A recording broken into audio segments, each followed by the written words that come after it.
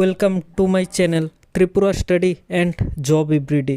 তো আজ স্পেশাল এক্সিকিউটিভরা এক বিক্ষোভ আন্দোলন করেছেন। এই আন্দোলনের মধ্যে তাদের একটাই দাবি, স্পেশাল এক্সিকিউটিভ কবে নাগাদ নেওয়া হবে, নেওয়া হচ্ছে, দেব, এখন দেব, আর কয়েকদিন বাদে দেব।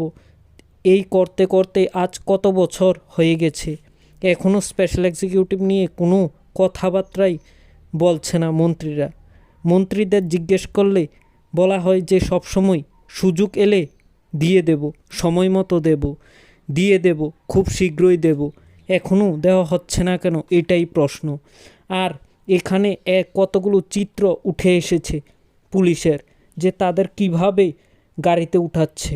এই চিত্রটি সত্যিই অবাক করার মতো বিষয় একটা, কারণ তারা তাদের চাকরির জন্য, ন্যায্য দাবির জন্য তারা আন্দোলন করছে।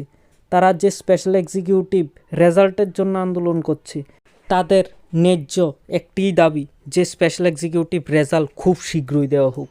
কারণ তারা অতি আগ্রহে, অনেক ছেলেমেয়ে এই স্পেশাল এক্সিকিউটিভের দিকে চেয়ে রয়েছে যে কবে নাগাদ সরকার আমাদের নিয়োগ করবে। কত বছর তো হয়ে গেল, দেখো কিভাবে তাদের উঠাচ্ছে। আমার চ্যানেল থেকে সরকারকে বিনম্র অনুরোধ যে খুব শীঘ্রই যাতে স্পেশাল এক্সিকিউটিভ রেজাল্ট দিয়ে দেওয়া হোক। কারণ তারা অনেকবার হয়ে গেছে তারা প্রটেস্ট করছে, সব রেজাল্টেই দিয়ে দিচ্ছে ত্রিপুরা গভর্নমেন্ট। স্পেশাল এক্সিকিউটিভ রেজাল্টটিও যাতে অতি শীঘ্রই দেওয়া হোক, কারণ তারা আর কত ওয়েট করবে।